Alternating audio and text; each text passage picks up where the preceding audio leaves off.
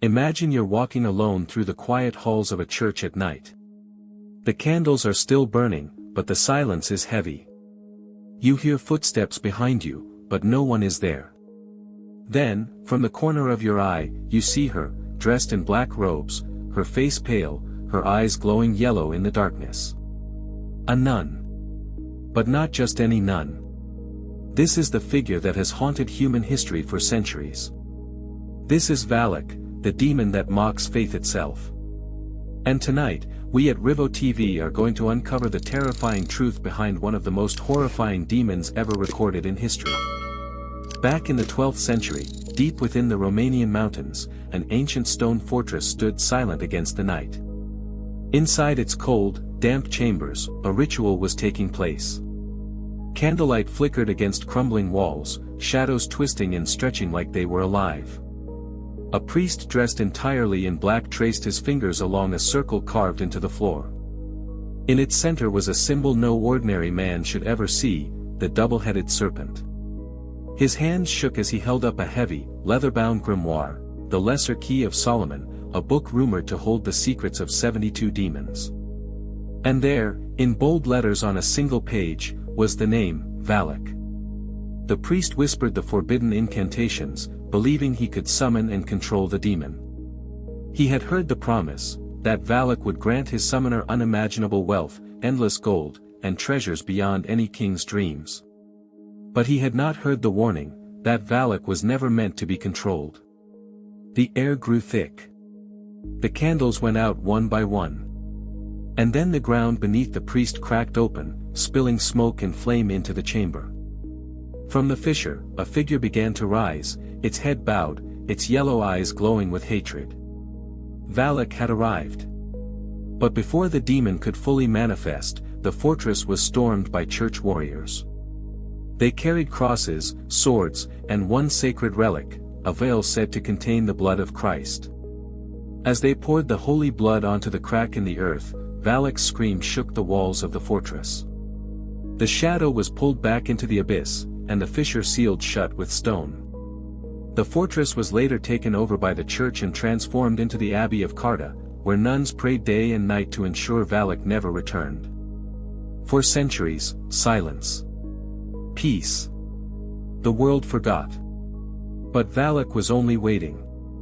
In 1944, during World War II, Allied forces bombed Romania. One of those bombs fell directly on the Abbey of Carta.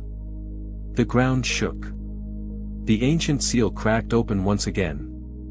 That night, villagers nearby claimed they saw a massive black cloud rise into the sky above the abbey, glowing yellow eyes peering from within.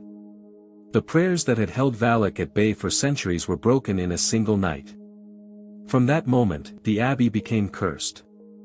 The nuns began to die, one after another. But they didn't die in ordinary ways. They died in terror.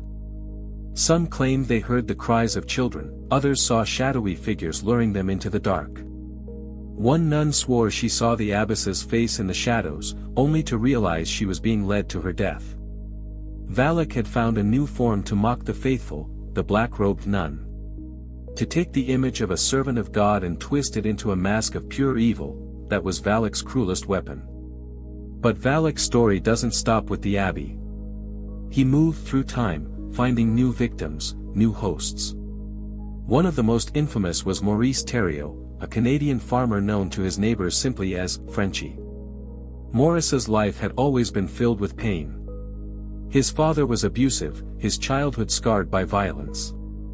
That pain made him the perfect target. At first, the signs were small. Strange scratches appeared on his body. He would lose time, blacking out for hours with no memory of what happened. Neighbors reported hearing him speak in voices that weren't his own, deep, guttural tones that no human throat should make. Soon, it escalated. His strength became unnatural, violent outbursts terrified those around him, and his wife, she paid the ultimate price. One night, under possession, Maurice murdered her brutally. Investigators knew something far beyond human was happening. The Warrens, Ed and Lorraine, were eventually called. They attempted an exorcism, but Valak had dug in too deep. Lorraine later described seeing Maurice's eyes glow yellow, his body twisting with unnatural force, and wounds appearing on his skin as if cut by invisible hands. The possession consumed him completely. His story ended in tragedy, and his case is still preserved in the Warren Archives, one of the clearest examples of true demonic possession in modern history. But Valak wasn't finished. In 1977, in Enfield, London, a poor family became his next target. Peggy Hodgson and her 4 children lived in a crumbling house at 284 Green Street. At first, it was small things, toys moving on their own, strange knocks on the walls. But then it grew violent. Beds shook violently in the night. Deep, heavy voices boomed from the walls, "This is my house." The haunting centered on Peggy's daughter, Janet, just 11 years old. Janet's body would be thrown across rooms, her voice changing into that of a man named Bill Wilkins, the home's previous owner who had died in that very house. But investigators soon realized Bill wasn't strong enough to cause what they were witnessing. Something else was using him. Janet's eyes would flash yellow, mirrors in the house reflected the figure of a nun with a rotting face, and Lorraine Warren herself saw Valak's true form standing beside the child. The haunting nearly killed Janet. One night, she was found standing at her window, laughing and screaming, ready to throw herself out. Lorraine arrived just in time. She confronted Valak directly, shouting his true name. In demonology, a demon's name holds power. Lorraine's voice filled the house, and Valak's disguise began to decay. His face melted, the walls split open, and a dark pit swallowed the demon back into the abyss. Janet survived. But the haunting lasted nearly 2 years, with hundreds of hours of recordings, photographs, and eyewitness accounts. To this day, the Enfield case remains one of the most documented hauntings in history. But was Valak truly banished? Some believe Lorraine's confrontation sent him back to hell forever. Others believe he never left, that he hides in plain sight, wearing the face of faith, waiting for his next victim. Over the years, whispers of his presence have surfaced in other cases. In rural America, priests have reported seeing shadowy nuns in empty chapels. Soldiers during the Vietnam War claimed they were stalked by a woman in black robes before ambushes. In Eastern Europe, villages speak of children lured by the voice of a nun, only to vanish without a trace. Are all of these Valak? Or has his image become a vessel for our deepest fears? Because that's what makes Valak so horrifying. He doesn't just attack your body, he attacks your faith. He mocks belief. He takes the one figure meant to represent purity and protection, and twists it into a mask of terror. He feeds on doubt.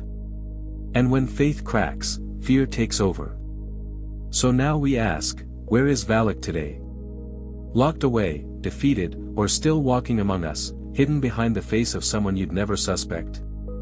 If this story chilled you, hit the like button, share this video, and subscribe with the notification bell on.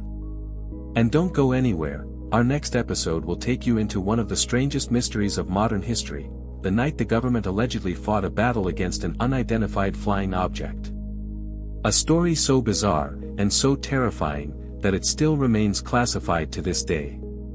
Until then, remember, sometimes the scariest demons aren't hiding in the shadows. Sometimes, they're standing right beside you. This is RivoTV. Stay curious. Stay brave.